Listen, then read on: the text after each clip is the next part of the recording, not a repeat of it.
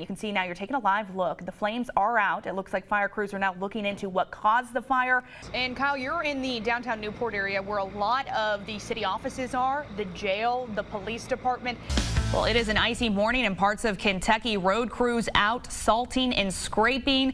For our viewers in those areas, that same storm system, though, bringing rain and ice to East Tennessee.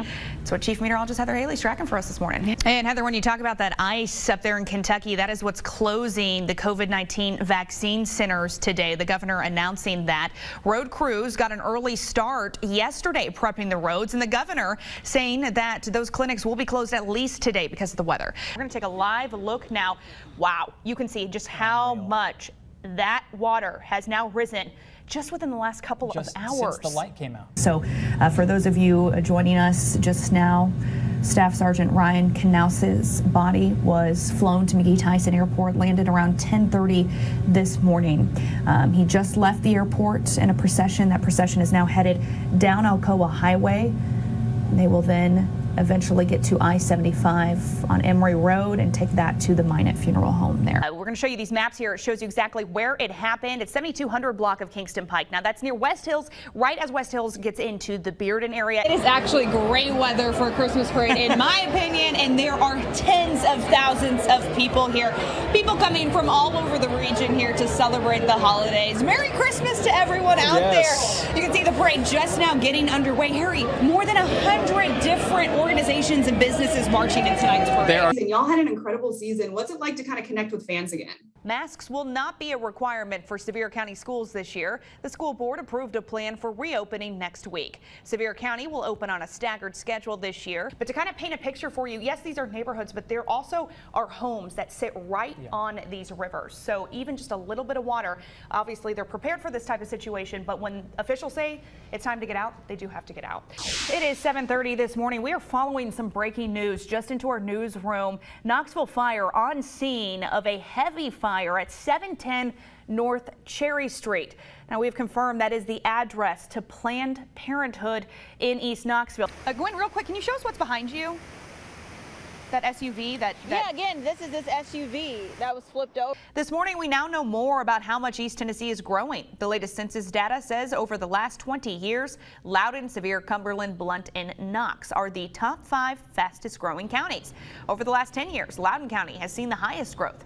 The population there is up 13%. I like Buc-ee's. I think it's awesome. We're getting 2 of them in East Tennessee. One just opened here in Adairsville, Georgia, just south of Chattanooga. So we're making a long haul. All these people that say, I don't know what Buc-ee's is. We're going to show you. Oh my goodness. All right. Well, I also just need to ask, I mean, Harry's from Texas. This Jolly Rancher nonsense happening in Texas too. Guys, there's so many better Halloween candies out there. I'm in Miss Lindsay's class out West Side. He's your typical 6-year-old boy, full of energy and full of life. But the start of his life wasn't so typical. He had a roach-infested diaper bag and a borrowed outfit.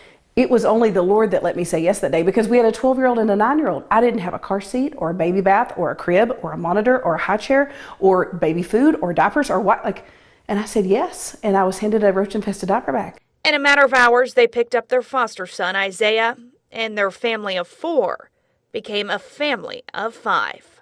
That same evening, he was in our house.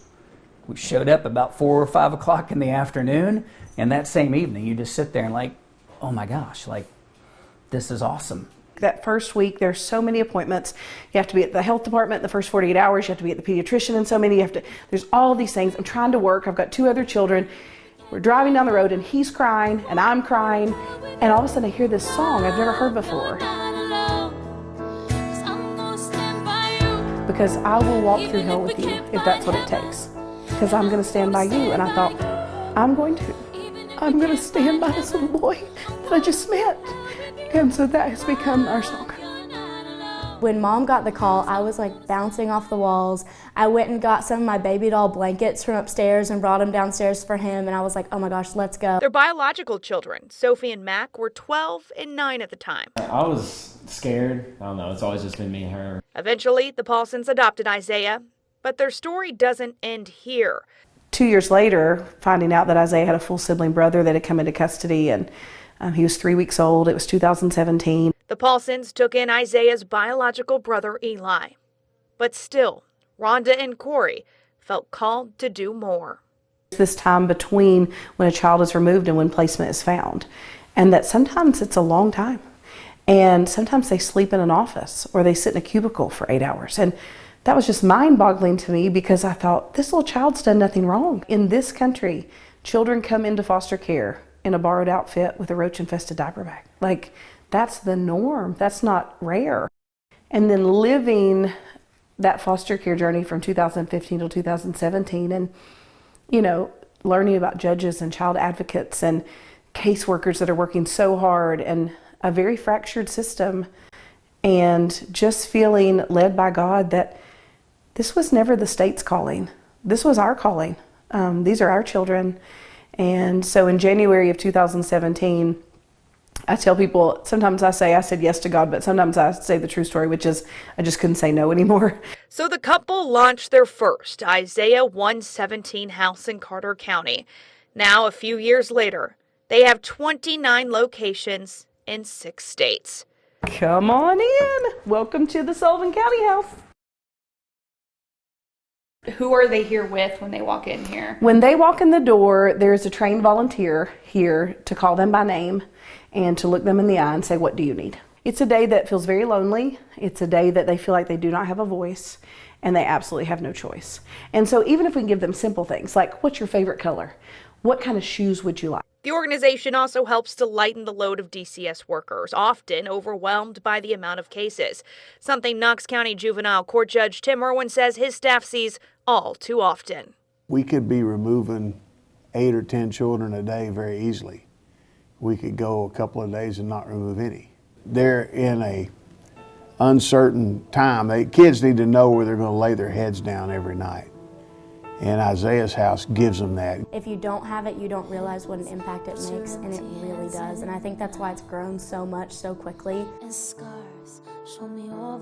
And for kids like Isaiah and Eli, the chance at a life where they're loved and not alone. Initially, I was very reluctant to say that he had anything to do with the name. It was the verse, Isaiah 117. But the day that we adopted him, it hit me like a ton of bricks. Yes, it is the verse. But he is the one that opened our eyes to this world we didn't know existed. He is the one that led us on this foster care journey. He's the one that showed us. And so this Isaiah 117 house is very much the verse and our son Isaiah.